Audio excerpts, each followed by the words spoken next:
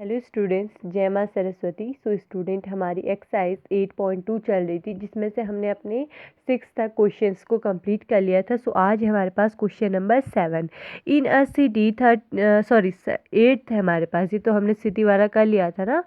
I hope student आपको अच्छे से समझ में आ रहा होगा ये परसेंटेज वाली सारी चीज़ें। ठीक है, तो करना ज़रूरी है इनको। ठीक है, out of 15,000 voter in consistency 60% voted. Find the percentage of voters who did not vote. Can you now find how many actually did not vote? तो हमें बताना है कि इतने वोटर्स हैं जिसमें से 60% ने वोट दे रखा है।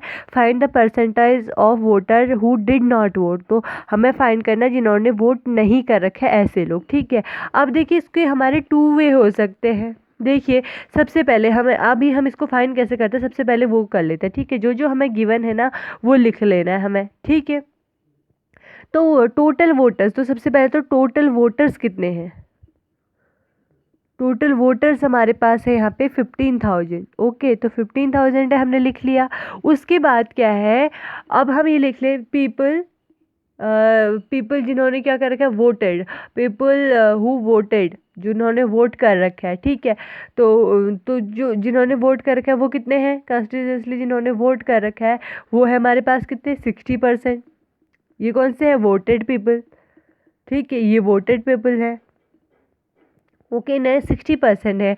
टोटल में से अगर हम 60% को माइनस कर दें, टोटल में से अगर हम 60% के इसमें से माइनस कर दे तो क्या आ जाएंगे हमारे पास, जिन्होंने वोट नहीं कर रखा है। ठीक है, एक वे तो ये है। अब उनका परसेंट भी निकालना है, तो हम इसमें से ही कर लेते हैं। अगर हमारे पास टोटल कितने परसेंट होंगे, 100% होंगे। उसमें से अगर हम 60% माइनस कर देते हैं, कौन से, जिन्होंने वोट कर रखा है, तो वही तो निकल के आ जाएंगे जिन्होंने नहीं कर रखा है। तो 100 - 60 = 40%। यानी क्या, 40% लोगों ने क्या कर रखा है, वोट नहीं दे रखा है। ठीक है, तो कितना है, 40% ऑफ 15,000 डिड नॉट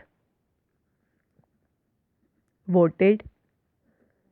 ठीक है, तो इन्होंने वोट नहीं कर, तो 40% ऑफ 5,000 निकाल लो, कितना होगा, 40% ऑफ की जगह पे क्या होता है, ये होता है 5,000। ठीक है, तो 20 से 20 कैंसिल हो गए। अच्छा हाँ, 20 कैंसिल हो गए। यहाँ पे कितना रह गया हमारा, यहाँ पे रह गया 40 × 1510 और है। ओके, ये आ गया। ठीक है, 2 zeros पहले से कर लो। ठीक है, ये और ये वाला, तो 15 4 जा कितना होता है, 60। ये आ गया। यानी ये कौन से वोटर है, जिन्होंने वोट नहीं कर रखा है, तो उनका परसेंटेज कितना है, 40%। और उनका जो कितने हैं वो लोग, उनकी काउंटिंग में कितने हैं, तो वो इतने लोगों ने नहीं कर रखा है। तो हमारा आंसर आ गया 40% एंड 6,000। ओके, इस तरह से इसको हमने फाइंड करना है। आई होप स्टूडेंट आपको समझ में आ गया होगा। ओके, अब देखिए यहाँ पे क्या है, क्वेश्चन नंबर 9 पे चलते हैं। Meeta saves 4,000 from her salary. If this is 10% of her salary, what is her salary? तो हमें कह रहे हैं कि मीता क्या करती है, 4,000 रुपये अपनी सैलरी के बचाती है। जो भी उसकी सैलरी होती है उसमें से बचाती है। हमको नहीं पता है कि उसकी सैलरी क्या है। ओके, तो उसमें से बचाती है। If this is 10% of her salary, तो अगर ये उसके सैलरी का 10% है तो व्हाट इज़ हर सैलरी, तो उसकी सैलरी क्या है। तो सबसे पहले देखो क्या कर लेंगे, ये 9th क्वेश्चन है जो हमारा। तो इस पे देखो, हमें बोल रखे कि 4,000 रुपये वो सेव करती है, लेकिन सैलरी नहीं पता। तो हम क्या कर लेते हैं, लेट मीताज सैलरी। तो सैलरी मीता की कर लेते हैं। ठीक है, उसको लेट कर लेते हैं। तो मीता की सैलरी हम क्या करते हैं, एक्स अगर करते हैं तो क्या कह रहा है, हमें कह रहा है कि मीता सेव्स। मीता कितना कह रहा है, मीता है जो वो क्या कर रही है, मीता सेव्स कितना, 4,000। ठीक है, इसमें से वो 4,000, एक्स क्या है हमें वही फाइंड करना है। ठीक है, ये क्या है, 10% ऑफ सैलरी। तो ये क्या है, 10% ऑफ सैलरी है क्या, 4,000। ठीक है, तो 10% ऑफ सैलरी क्या आ गई, एक्स, कितना है हमारे पास, 4,000। ठीक है, सिंपली आ गया ना। तो अब इसको कर लेते हैं। देखो ये 0 से ये कम हो गया, और इससे यहाँ अगर हम करते हैं x अपॉन क्या आ जाएगा, 10 आ जाएगा, इज इक्वल टू 4000 आ जाएगा। ओके, ये आ गया। अब इससे यहाँ मल्टीप्लाई करते हैं, तो x is equal to 4000 into 10, यानी x इज इक्वल टू कितना आ गया, इसके आगे 1 0 और ऐड कर दो। कितना आ गया, 1 0 और ऐड कर दो तो कितना आ गया, 1 10,000 10,000, 1 10 100,000 10,000, यानी 40,000 उसकी क्या आ गई, सैलरी। तो यहाँ पे क्या करेंगे, 40,000 इज हर सैलरी, तो हम क्या करेंगे, इज हर सैलरी। तो हमारा आंसर आ गया, सिंपल था ना। तो यही सारी चीज़ें हमें क्या करनी है, इस पे फाइंड करनी है। ओके, सो स्टूडेंट जो 10th क्वेश्चन है उसे आप करेंगे। चलते हैं नेक्स्ट, क्या है, रेशियो टू परसेंटेज। तो रेशियो टू परसेंटेज हम कैसे फाइंड करेंगे, अभी देखो यहाँ पे क्या है, देखो हमको क्या दे रखा है, यहाँ पे क्वेश्चन दे रखा है, रीताज मदर सेड टू। अच्छा ये तो चलो यहाँ पे इसको छोड़ देते हैं, ये एग्जाम्पल से हम सीधे आगे चलते हैं। ओके, तो यहाँ पे देखिए, यहाँ पे क्या दे रखा है, परसेंटेज इंक्रीज। तो इंक्रीज में हम अगर देखेंगे, यहाँ पे कुछ हमें क्या दे रखे हैं, फॉर्मूलाज दे रखे हैं। ठीक है, देखो परसेंटेज अगर क्या होंगी, इंक्रीज होंगी, तो क्या होगा, फॉर्मूला ये होगा, amount of change original amount of base into 100 होगा। ओके, ये एक फॉर्मूला हो गया हमारे पास। ठीक है, अब देखो आगे भी देखो और होंगे। अब इस पे आता है हमारे पास क्या, कॉस्ट प्राइस होता है, एक होता है सेलिंग प्राइस। ओके, सबसे पहले हमें पता होना चाहिए कि कॉस्ट प्राइस क्या होता है, यानी सीपी बोलते हैं इसको इन शॉर्ट।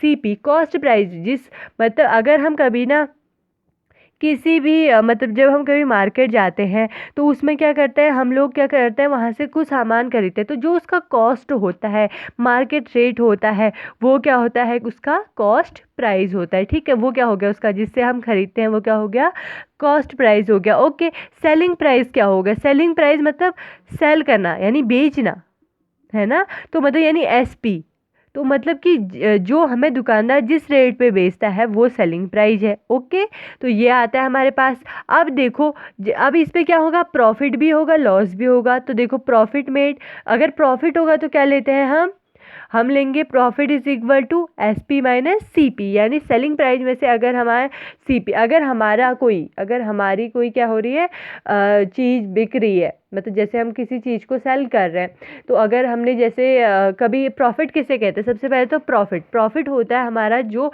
हम क्या करते हैं, कभी जैसे मार्केट गए, एक बिस्किट का पैकेट 5 रुपीज़ का है, हम उसे 3 रुपीज़ में ले आए, तो वो क्या हो रहा है, हमें प्रॉफिट हो रहा है। ओके, तो ये हो गया। ठीक है, तो और नेक्स्ट क्या होता है हमारे पास, प्रॉफिट तो आ गया हमारे पास, प्रॉफिट परसेंट आता है, लॉस परसेंट, तो लॉस क्या हो जाएगा, लॉस उसका उल्टा हो जाएगा, loss percent equal to C P minus S P हो जाएगा। ओके, तो यही सारी चीज़ें होती है। देखो ये लॉस कितना हो जाएगा, C P minus S P, और प्रॉफिट हो जाएगा S P minus C P. देखो मैं यहाँ पे लिख रही हूँ, ये क्या हो गया हमारा, कॉस्ट प्राइस। ठीक है, इन सबको लिख लो, C P is equal to cost price, और क्या है, S P is equal to selling price, इसको क्या बोलेंगे, सेलिंग प्राइस बोलेंगे। ओके, ऐसे ही हमारा क्या होता है, प्रॉफिट क्या होता है, प्रॉफिट का हमारा क्या फॉर्मूला क्या होता है, प्रॉफिट इज इक्वल टू क्या होता है, S P minus C P, यानी selling price minus cost price. ऐसे ही हमारे पास लॉस क्या होता है, selling price minus sorry loss होता है हमारा, हाँ sorry cost price minus selling price. Okay, next आता है प्रॉफिट और लॉस एज अ परसेंटेज। तो हम परसेंटेज देखते हैं। ठीक है, तो प्रॉफिट परसेंटेज क्या होता है, प्रॉफिट परसेंटेज होता है हमारा, देखो प्रॉफिट परसेंट, तो प्रॉफिट परसेंट होता है, आप इनको लिख लेंगे, profit upon C P into 100। Okay, अब इसको हम एक तो ऐसे देखेंगे, एक जो दूसरा देखेंगे उसको, मतलब इसी का प्रॉफिट की जगह पे हम क्या लिख सकते हैं, S P minus C P upon C P into 100 लिख सकते हैं, है ना। किस पे, प्रॉफिट परसेंट पे लिख सकते हैं। दूसरा होता है लॉस परसेंट, तो लॉस परसेंट क्या होगा, ऊपर क्या आ जाएगा, अभी लॉस आ जाएगा, लॉस क्या होता है, चलो लॉस लिख लो अभी, अरे सॉरी एक मिनट, ये थोड़ा सा गलत हो गया। तो यहाँ पे क्या कर लेंगे हम, हाँ चलो ठीक है। तो लॉस परसेंट क्या होगा, लॉस अपॉन CP, हमेशा कॉस्ट प्राइस आता है नीचे, इनटू 100 आ जाएगा। अब लॉस होता क्या है हमारे पास, CP minus SP upon CP into 100। तो यही चीज़ हमारी इसमें होती है लॉस परसेंटेज में। ओके, तो ये चीज़ें आपको आ गई है। ओके, अब देखो प्रिंसिपल आपको पता है, टाइम आपको पता है, अमाउंट आपको पता है। अमाउंट क्या होती है, अच्छा प्रिंसिपल क्या हुआ, जो हम जब जो मेन मनी होती है वो हो गया प्रिंसिपल।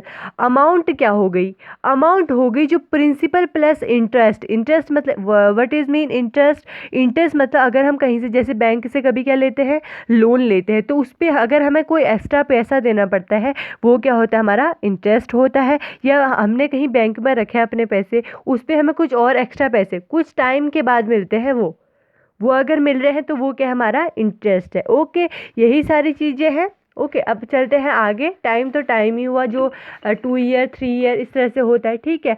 अब देखो यहाँ पे क्या है, इंटरेस्ट ऑफ मल्टीपल ईयर्स। तो मल्टीपल ईयर्स के लिए इंटरेस्ट वगैरह ये सब कुछ हम कल पढ़ेंगे। ओके, थोड़ा इंटरेस्ट इस चीज़ के बारे में कल पढ़ेंगे और मैं फॉर्मूले भी आपको अच्छे से लिख के कल दूंगी। Okay, thank you guys.